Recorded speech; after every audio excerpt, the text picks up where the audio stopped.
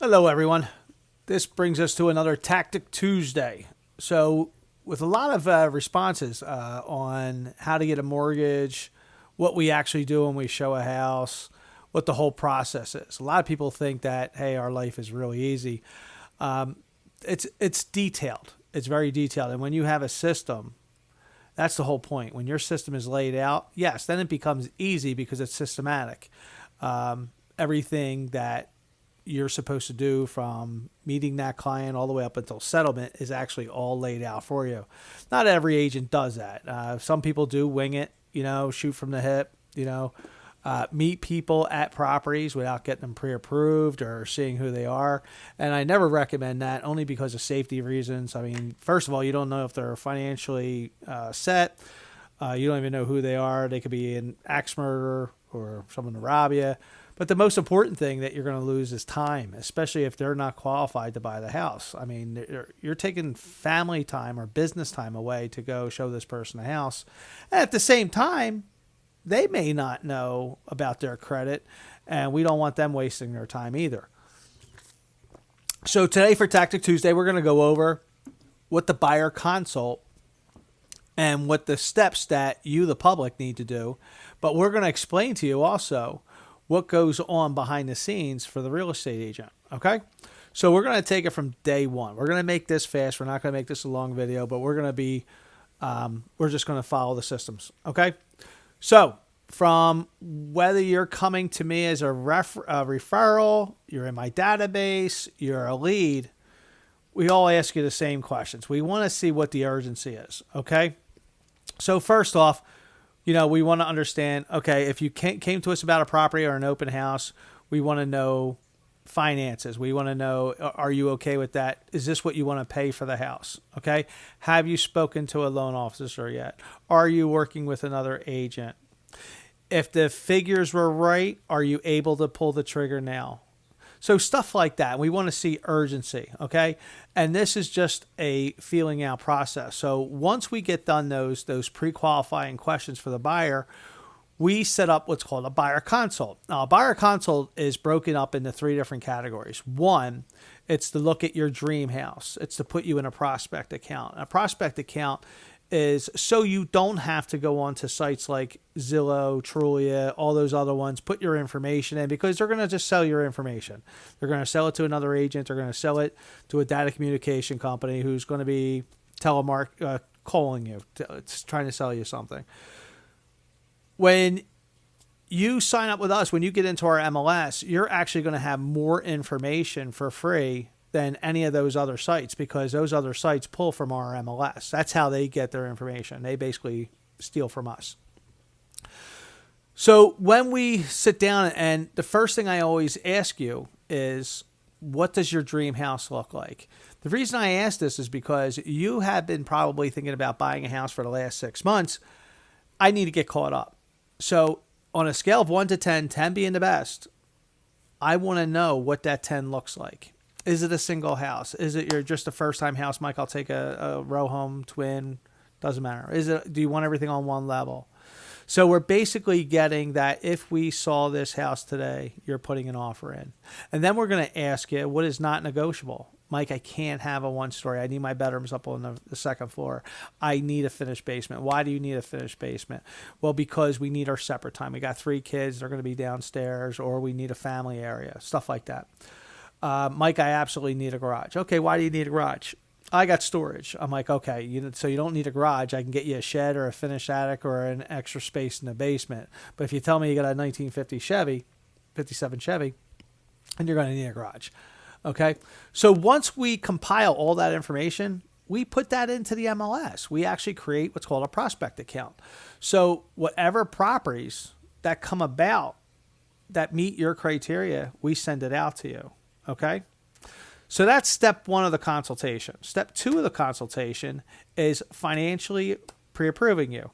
Now, before the consultation, I always recommend that you go to your bank and get a pre-approval. And then once we get the good faith estimate, it's called a GFE, we then can give that to, with your permission, give that to our lender to see if they can get you a better deal.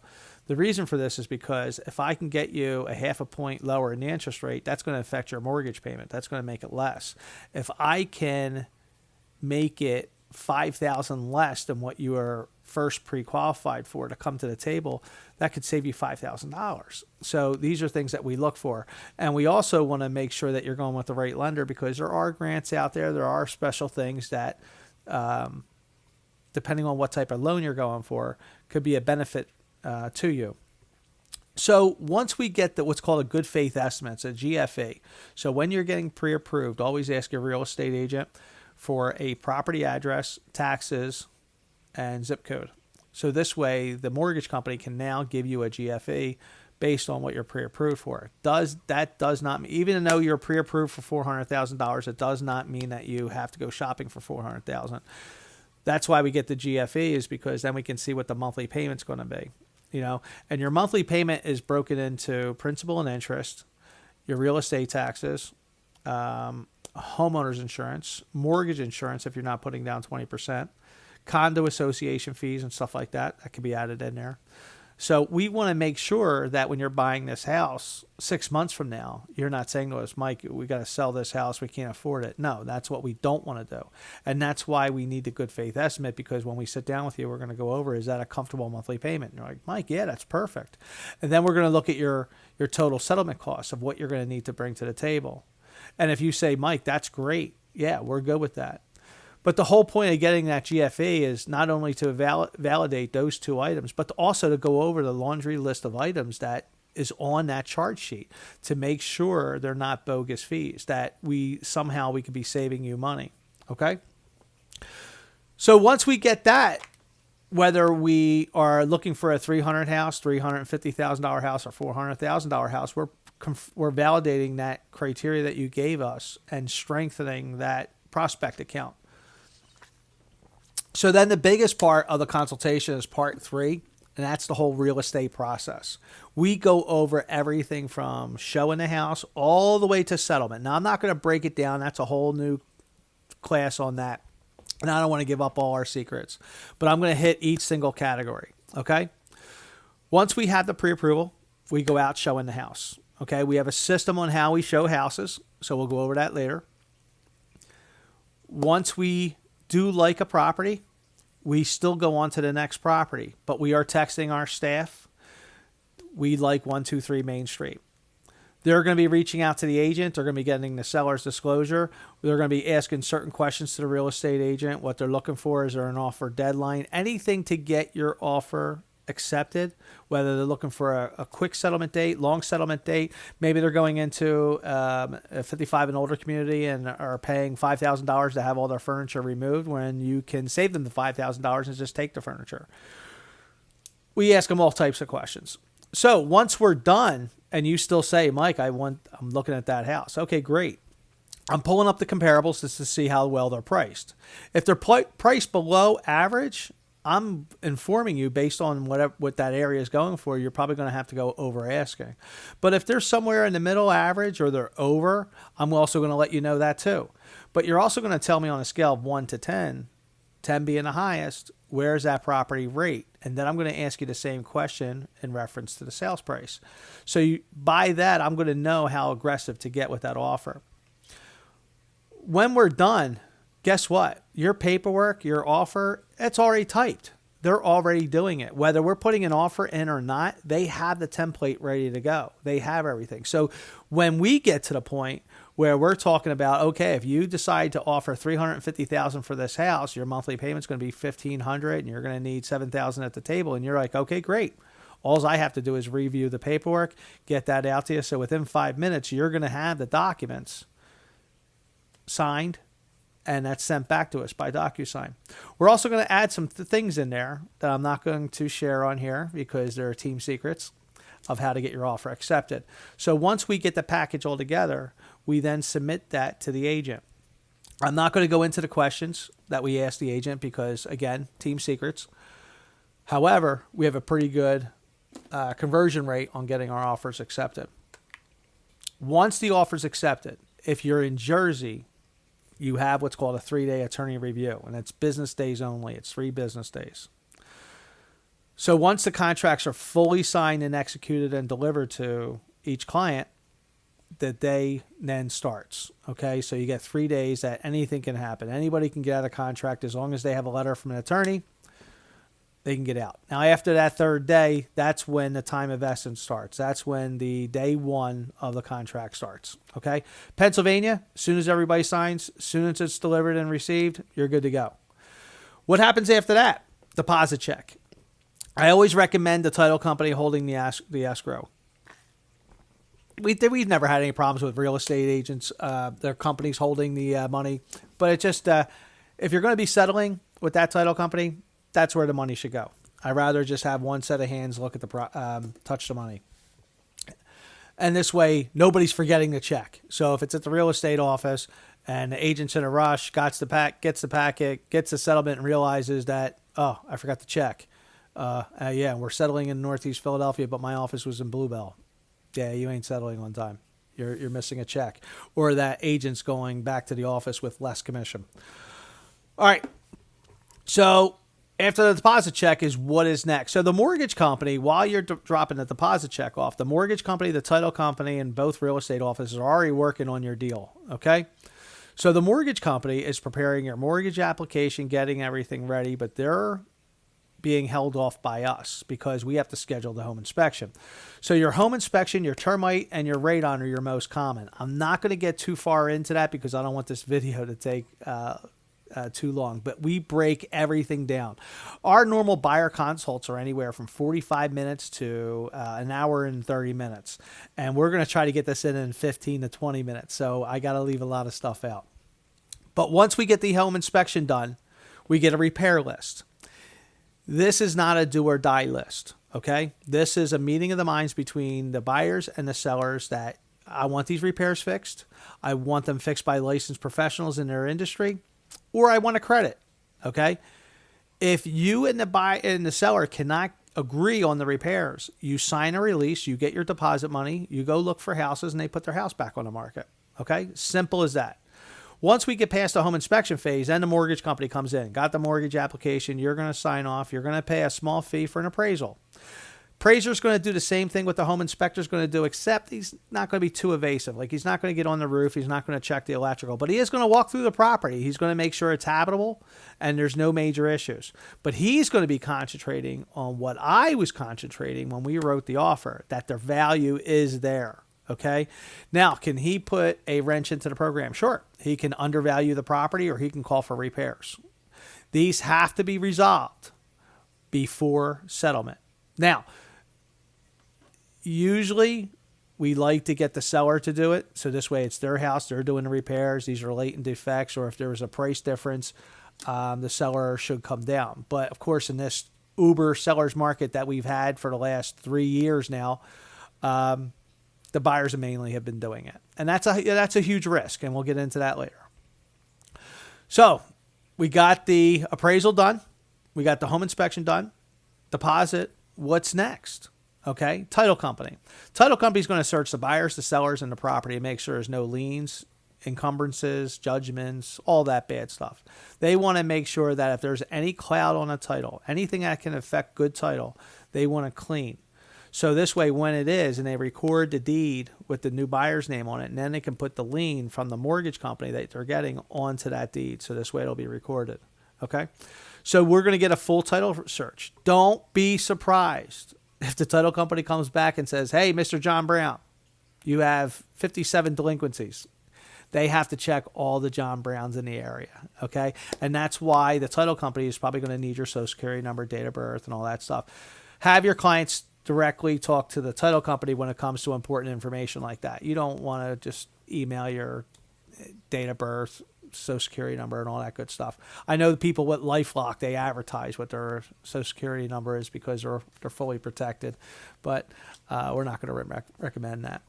All right, so once we get the title commitment back, the mortgage company then comes in with their mortgage commitment. So what they need is the title report, they need the appraisal, they need the mortgage application, and they need to do their verification of employment and also another check on you credit-wise. Once they have that, and this is usually due 2 weeks before settlement, The mortgage company is basically saying, you are good for the loan. You're good to go. We are done here. We're just going to sit back and wait for the check. We are going to do 2 checks right before settlement, though. We're going to check to make sure you're still employed and that you didn't co-sign any loans. So rule of thumb, please listen to your loan officer. When you are going for a mortgage, you do not do anything with your credit. You do not make any large deposits, large withdrawals without permission from the mortgage officer. Please do that, because that could be the difference of you settling on the 20th instead of the 10th, or you not settling at all. Okay? Very important. We don't want you to be homeless. All right. So we got the mortgage commitment. What's next after that? Well, a week before settlement, our admin's going to be reaching out to you, and they're going to be giving you names and phone numbers of utility companies to call. Do the application. Well, Mike, why not wait till after I get into the property? No, you got to do the application now, only because once we get closer to settlement, you're going to be running around with your head chopped off. You got moving trucks, all this stuff. Got to get ready for settlement. The last thing I need you is on the phone with a utility company for 45 minutes doing an application. Usually a lot of it's online, so you can just go ahead and do it, but get it out of the way. Give them the settlement date. I'm settling next week, blah, blah, blah. And so this way, when the seller discontinues his service, you automatically take over.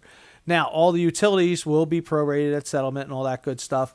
And we don't want the seller to shut off the service, because not only does that charge them a fee for shut off, guess who has a turn on fee? You. So that's why it's always important to do application on utilities a week before settlement. Once we get close to settlement, once we get to that day before settlement, that's when I like to do the walkthrough. A lot of agents like to do the walkthrough an hour before settlement. That's pretty risky sometimes. I mean, unless the house is vacant. But what we check for the day before is any damage from the movers, any trash left behind. We're making sure that all the items that were left in the inclusion section, like the chandelier, the appliances, they're all there. Everything's in working order. And also we go through the house. We turned on the water faucets. We turn on the showers. We flush the toilets. We check everything that's left behind. And that's why it's important to have the utilities on. Now, once you sign off on the property, we take the lockbox off, take the key out of the lockbox, and get ready for tomorrow. The reason why we do it the day before is, like, let's say we have an issue, and we've had this issue before. Switching out the chandelier light for another one, or a cheaper one. Nope. We have a picture. So you're either going to have to give the seller a credit, or you're going to have to go in there and put that chandelier back in by a licensed professional. So these are things that we do. And now, does that mean that the seller or the buyer has to run back and check to make sure it's there? No. Me or one of my staff members will be going out there the following day, or when the agent says that the work is done. We either take a picture, video, and send that to you. You sign off on it. We're good to go. All right, now we're at settlement. So the traditional way of settlement, which is coming back now, it's coming back. So the traditional way before COVID was at the head of the table, you had the title company. And then on either side of the table, you had the buyer and the seller. You had their agents, if there's any attorneys, and mortgage company for the buyer. Well, according to COVID, there was only 2 people now allowed to be at settlement. The buyer and the title company, and that was it. Now, it's gotten a little bit better, but a lot of things have still stayed the same. Even though it has been out there way before COVID, I've been seeing a lot of sellers not come to settlement when they're selling the property. There's really no need for them to be there. I mean, the old way, everybody was shaking the hands, giving the keys, giving a hug, and that still does happen. But the majority of the sellers now want a D package. That D package should be done a week ahead of time. So this way the title company has everything notarized. So they have a person who's going to be signing for them while they're already at the house that they're going to buy. So, Mike, how's that money going to get over there? Don't they have to give a check? No, everything's wired over now. So there's no need for the seller to be there. Now, on the buyer, your buyer has to be there, and I really want the buyer there, because in this way they're signing the paperwork, they're signing all the originals. The most important paperwork goes back to the underwriter. The underwriter then signs off on it, gives permission for the title company to say, release the money. The sellers get their proceeds wired to them. You get a small check of whatever's left over. You get the keys, and you're in debt for the rest of your life. And that's it.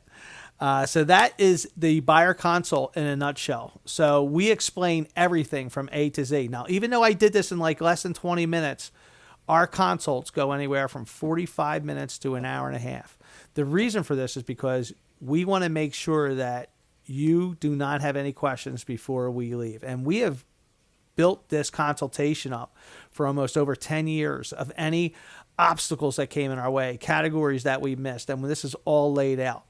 So we have a pretty good track record on that. And if you ever want to see what a buyer consult truly does, like, how it works, give us a call. We'll have one with you. All right. And if you're ever thinking about buying a house, give us a call. We'll be more than happy to do a buyer consult with you, get you pre-approved, and show you what your options are. Again, this is Mike Fitzpatrick for Tactic Tuesday, the Mike Fitzpatrick team at Keller Williams, 267-549-2505. Have a great week.